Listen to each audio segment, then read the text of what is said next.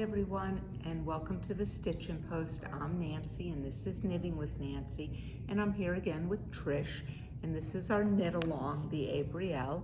So I hope you all are enjoying this. What I wanted to show you today, and I'm going to turn just to show everybody the pattern we're doing, but I wanted to go over a few things today that I think will help you to succeed if you're not already. One is how to measure. And a lot of people, when they measure, they start taking their swatch or garment and they start spreading it out. What you have done there is changed your gauge. So I'm going to ask that you don't do that. But when you are measuring, because you need to measure up how high for the armhole, or how high from the bottom to the armhole, you are going to lay it on a flat surface and just pat it. That's it. From the bottom, you can measure up to get to the height of what you want to where your armhole is. So if you're lengthening it or shortening it, you would do it here. To go from the armhole up, so you know when to bind off, and I'm going to just pull this down a little bit. You know what row this is. You're going to follow it across as if it was a ruler to the very center. And that is where you measure up. And I needed for my first here 8.5. Again, I'm measuring from the center. You are not measuring on the diagonal for an armhole or straight up from the side. It's not going to give you a correct measurement. Now, for instance, if you come up and you go, oh, I have another inch or a half inch, don't stretch it to try to get to that inch, because later you'll be upset that you've done that because you're shorter. Don't smush it down because you also don't want it gaping at the armholes either. So flatten it out, don't push around, and measure flat. The other thing I want to talk about is gauge again. And I've always said how important gauge is. So as you are knitting up, check your gauge midway.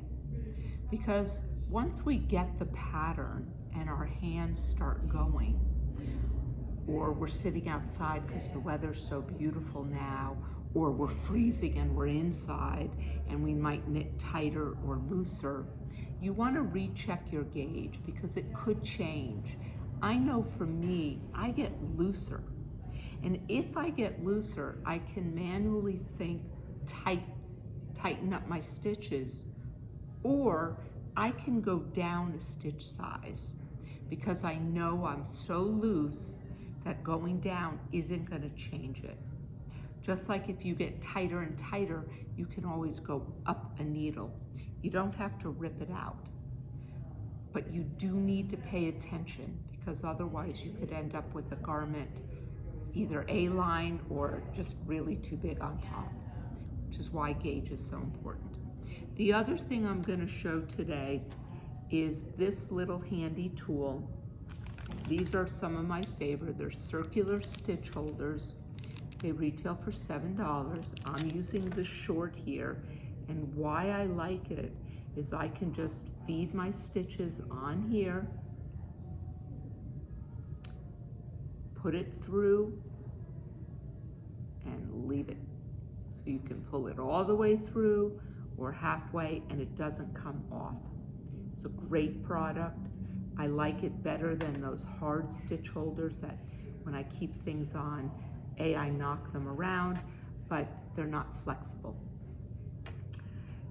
Lastly today, what I want to go over is how to change a skein of yarn.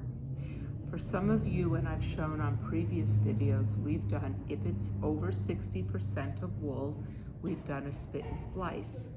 But what if you're cotton or cotton bamboo or bamboo silk or whatever, not a feltable fiber? I'm going to show you a Russian join. You can still change a skein on the outside on the row, but this is if you're in the middle of a row, how to do it. So Trish is going to come up behind me. Whoops, and I just lost my other piece of thread. There it is, yarn.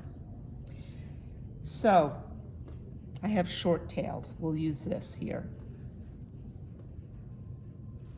So you want to leave, I do it 20 inches before the end of a ball. These are short, I apologize for that, but the idea is still the same. So here's where I want to join a new ball on here, and here's my new skein of yarn. You are going to take a small darning needle, and I'm using the green chibis. So it's a darning needle set, retails for $6.60. And it has a smaller one, and you are going to thread it up, come back on itself and make a loop, not a tiny loop, but you know, a good 2 inches. And Trish is going to come kind of close to just my hands, because if you notice, I'm laying the needle next to it and I'm kind of unplying the yarn and sticking the needle through those plies. So I'm kind of feeding it through. And I'm not splitting the yarn. I'm kind of, like I said, weaving it through.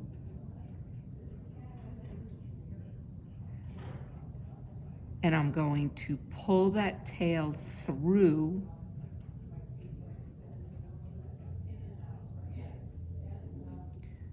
And I've made a loop back on itself.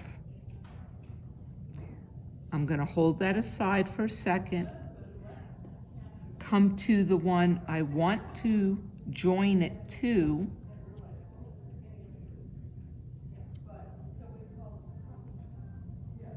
hold on, I got the other one ready.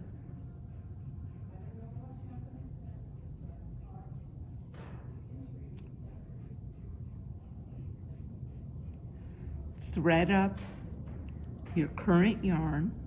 You're going to come through that loop you've just made on your new skein, and now you're going to do the exact same thing to the other side. Again, I'm unplying it a little, and I'm just weaving it through that ply. And because you're filming me, I'm nervous. But you just want to get it through the best you can. And again, I'm now going to pull that loop through. So I have 2 loops. And have any of you seen the, I think it's called a Japanese twist, where you put your fingers in and you pull and they get stuck? It's the exact same thing here.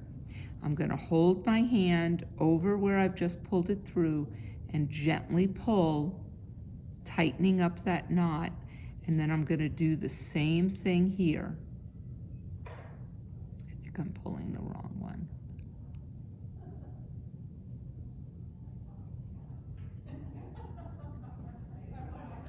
And I pulled the wrong one, so I'm sorry. But now they're joined. Let me see if I can.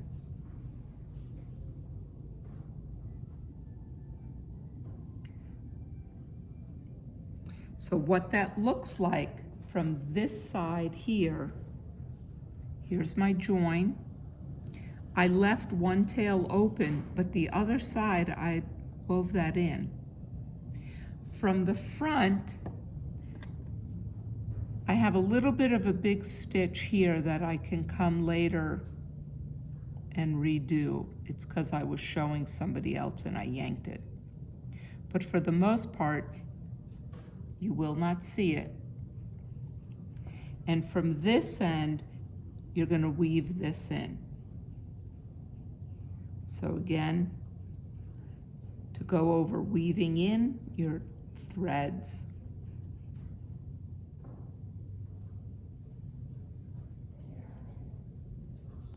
Thread up the needle, and I'm going to go the opposite way, and I like to come through each stitch.